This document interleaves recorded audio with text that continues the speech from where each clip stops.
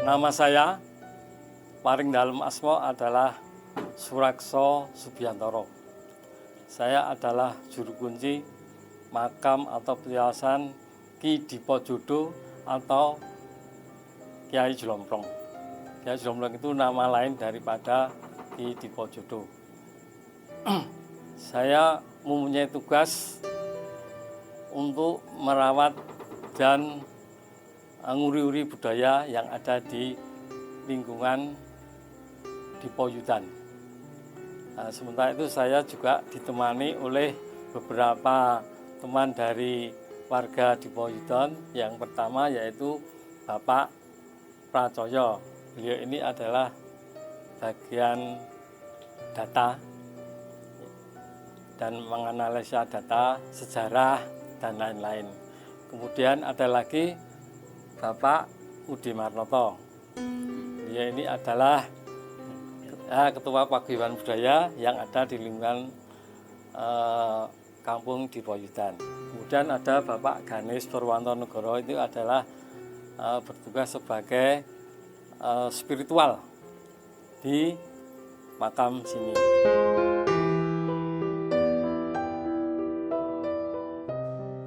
Ini berawal dari perjanjian Giyanti.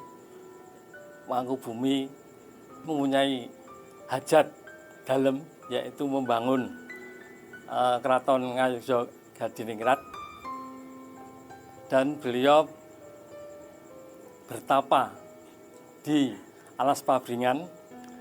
Kemudian beliau didatangi seorang Brahmana yang mana dia mengaku bahwa namanya itu Ki Ageng Joyo, yang berniat untuk membantu membangun Keraton Ngayogya Hadiningrat, yaitu berasal dari Jawa Timur, dan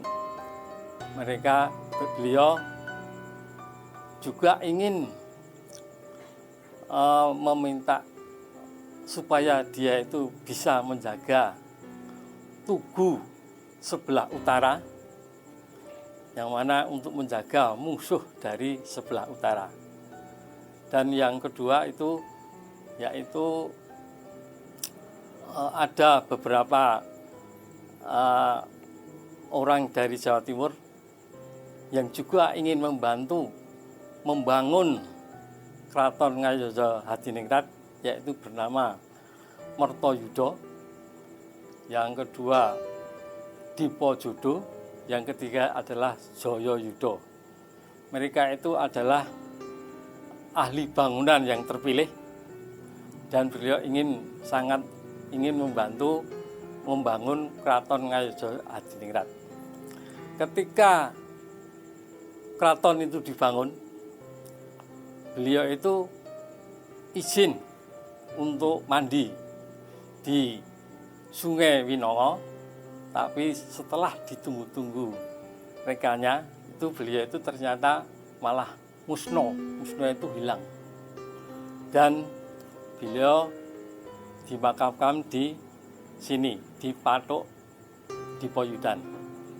Kemudian yang melanjutkan pekerjaan membangun Keraton Ngayogya Hadiningrat adalah temannya, saudaranya, yaitu yang bernama Dipojodo atau Kiai Jlomprong, dan yang ketiga adalah Kiai Joyoyuda.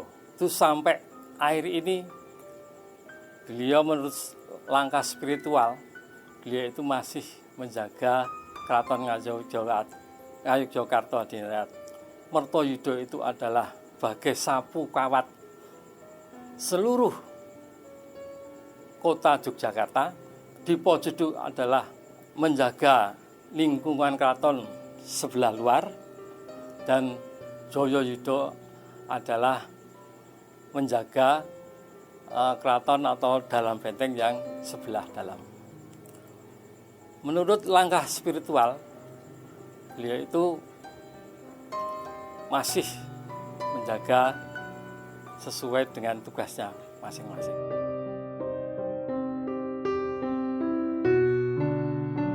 Kegiatan secara khusus atau rutinitas ada, yaitu setiap malam Jumat atau malam Selasa. Itu baik kliwon atau pasarannya yang lain. Kemudian kita juga mempunyai kewajiban dari keraton, yaitu mengenai Kutomoro.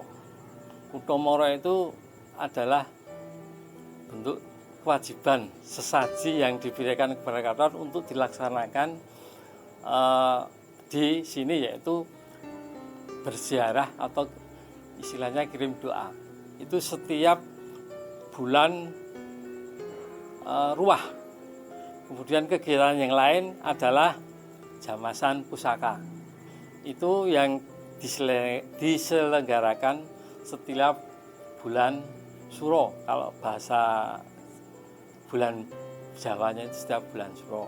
Itu setelah keraton mengadakan jamasan.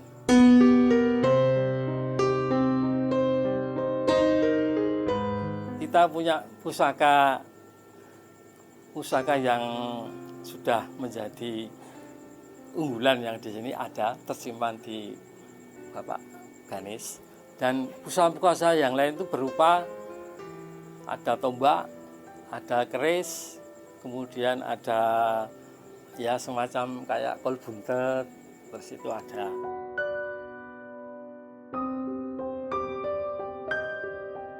Kami bermimpi agar petilasan ini bukan hanya petilasan fisik semata, namun ini adalah monumen hidup yang bisa kita gunakan untuk terus-menerus memelihara tradisi, memelihara seni budaya Mataram, seni budaya Ngayogyakarta Kartowarginingrat.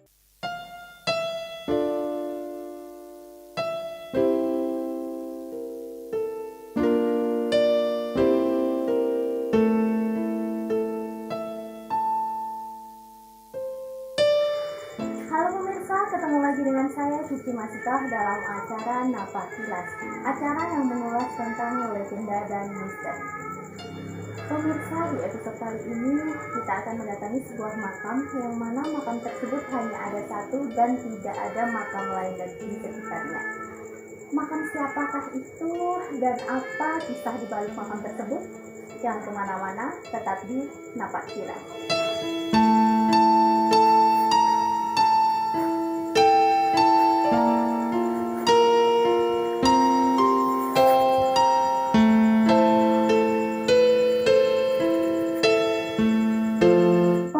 Sekarang saya sudah berada di Dipoyudan Ngampilan, Yogyakarta. Lebih tepatnya sekarang saya sudah berada di petilasan Kyai Jlomprong. Nah, siapakah Kyai Jlomprong ini dan bagaimanakah kisah dari beliau? Langsung saja kita tanyakan kepada narasumber kita.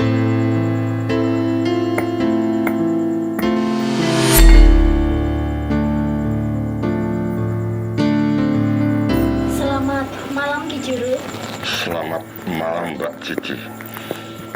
Baik Ki Juru, sekarang kita sudah berada di Dipoyudan, yaitu lebih tepatnya kita sudah berada di depan makam Kyai Jlomprong. Nah, Ki Juru, mungkin bisa diceritakan kepada pemirsa yang ada di rumah mengenai kisah dari Kyai Jlomprong tersebut, Ki Juru. Memang apa yang dipahami masyarakat tentang petilasan ini mendekati kebenaran, Mbak. Jadi ada hal-hal tertentu yang belum dipahami juga oleh masyarakat. Misal bahwa Ki Jlomprong atau kita kenal sekarang dengan nama Kyai Jlomprong ini bersama ketiga saudaranya yang berasal dari Brangwetan itu dalam menjalankan apa yang diperintahkan oleh raja, seringkali beliau ini menyepi di Sungai Winongo bukan sekedar mandi, tetapi melakukan semedi agar kemampuannya dalam mengabdi kepada raja itu benar-benar bisa sesuai dengan harapan raja, karena membangun suatu kerajaan itu ada pitungan-pitungannya sendiri. Itu hal yang saya dapatkan dari petilasan ini. Kemudian dalam keseharian beliau sering memakai celana hitam, memakai baju yang berwarna hitam pula, tetapi seringkali tanpa dikancingkan. Dalam bekerja tidak ada istilah lelah. Sesuatu yang harus dipahami oleh masyarakat bahwa tempat ini mengajarkan kepada kita semua untuk berbakti kepada negara, bukan hanya kepada raja, tetapi lebih-lebih kepada kerajaannya. Membangun sesuatu yang awalnya itu oro-oro, yang sesuatu awalnya itu disebut rakyat, menjadi kerajaan Yogyakarta sekarang. Kemudian Krapyak atau batas pada waktu itu digeser ke selatan lagi, seperti yang kita kenal sebagai Kampung Krapyak. Beliau juga memiliki pusaka yang berwujud wedung. Wedung itu apa Ki Juru? Wedung itu sebenarnya pusaka yang selalu dibawa prajurit-prajurit Mataram. Tetapi ada juga orang yang mengabdikan kepada raja membawa pusaka itu. Biasanya untuk membuat sesuatu, wedung itu diarahkan ke batang pohon. Kemudian selanjutnya baru memakai alat-alat yang lain. Untuk wedung-wedung yang memiliki kekuatan seperti yang dimiliki oleh Eyang Jlamprang atau Eyang Jelomprong. Tempat ini baik didatangi oleh orang-orang yang ingin mendharma baktikan dirinya bagi negara.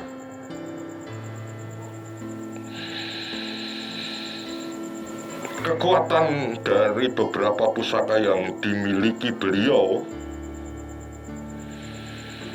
itu juga mampu melancarkan usaha berwujud dagang, Pak.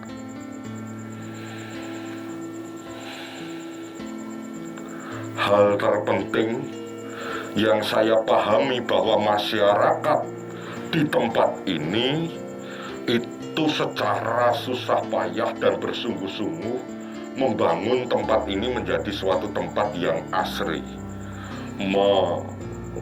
meletakkan tempat yang lebih layak lagi, Mbak Cici.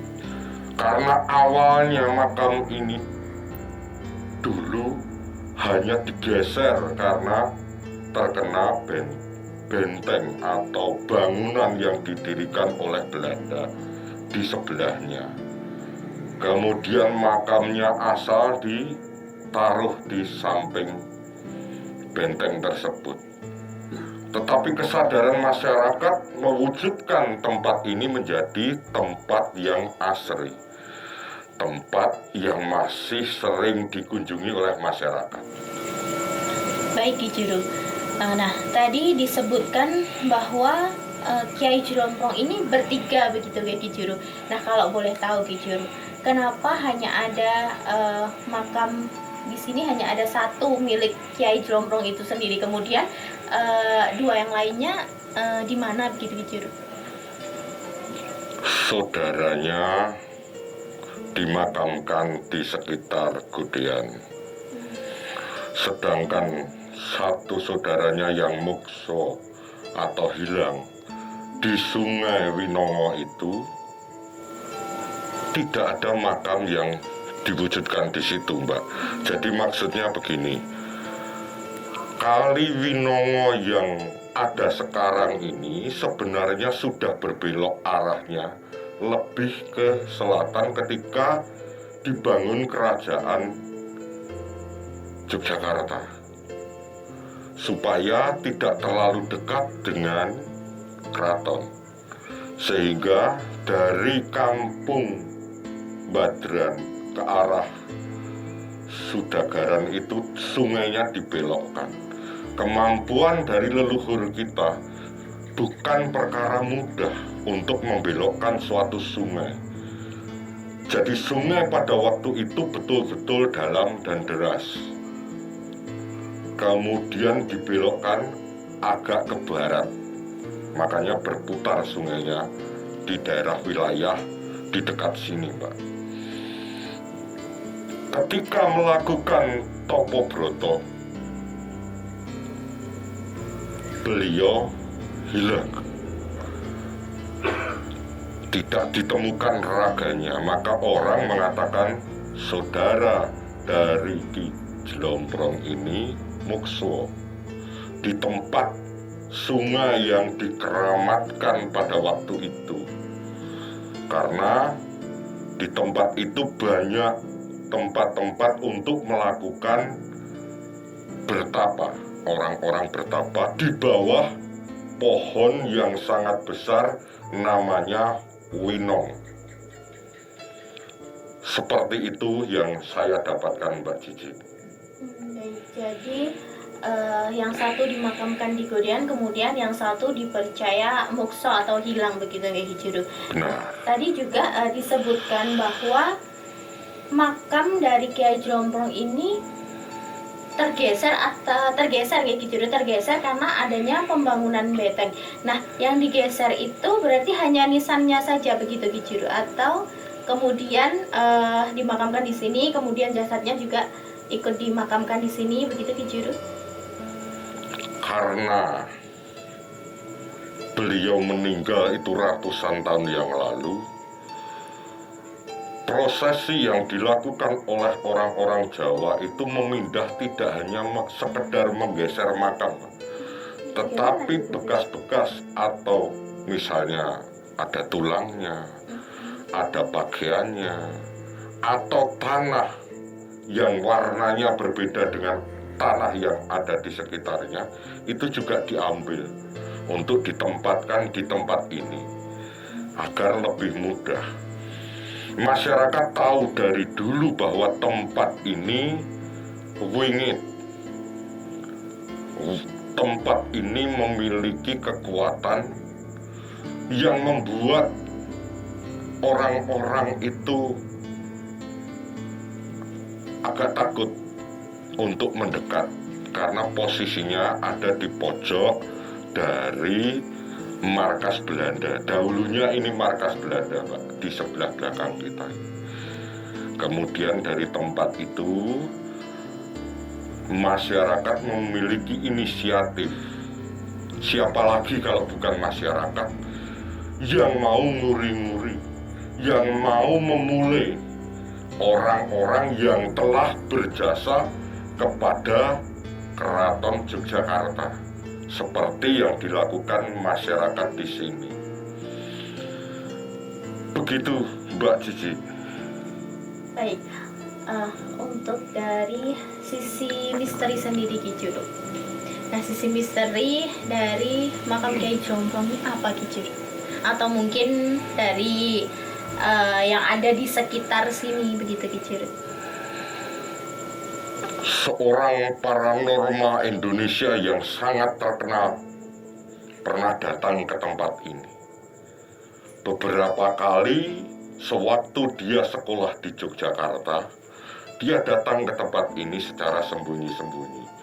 Pada waktu itu orang tidak mengenal dia. Tetapi pada akhirnya dia menjadi paranormal yang kondang di Indonesia.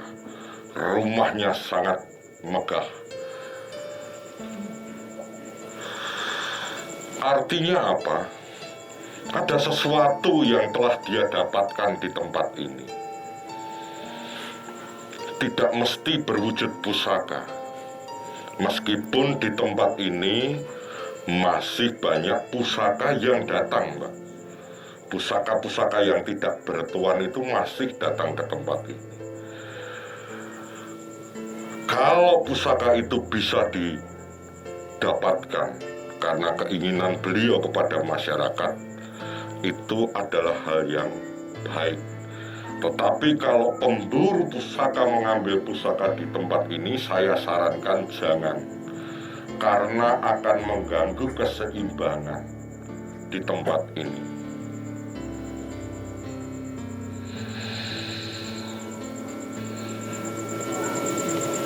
Ketika orang baik datang, ketika orang dengan niat tulus datang ke tempat ini, ada kalanya ditemui oleh orang yang berpakaian Jawa dan sepuh.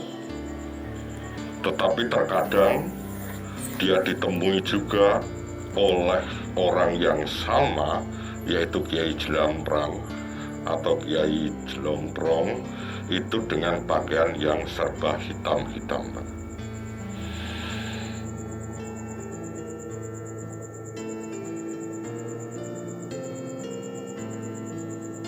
Batu merah masih ada di tempat ini, Pak.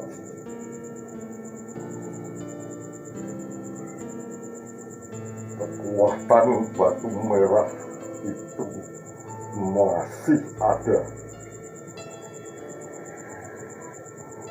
Masih bisa berfungsi.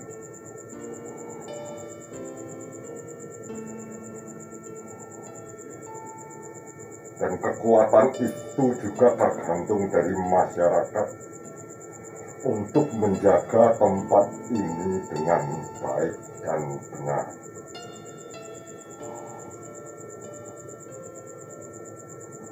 Makam yang berada di tengah-tengah masyarakat yang sangat sibuk dan ramai, tetapi wibawanya masih terjaga sampai saat ini. Itu yang saya dapatkan, Pak Cici. Baik, Ki Juru. Mungkin ada nggak pesan-pesan yang Ki Juru dapatkan dari sekitar area sini, Ki Juru? Mungkin bisa disampaikan kepada pemirsa yang ada di rumah, begitu, Ki Juru?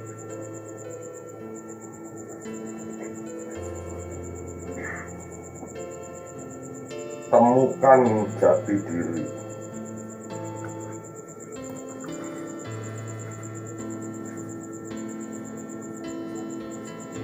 Temukan kesadaran dalam jiwa pikir setiap masyarakat yang ada di sini.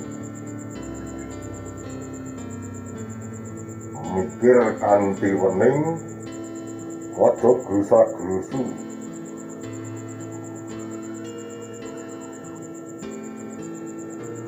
Hanya itu yang saya dapatkan, Mbak. Baik, Ki Juru, terima kasih atas penjelasannya. Sama-sama.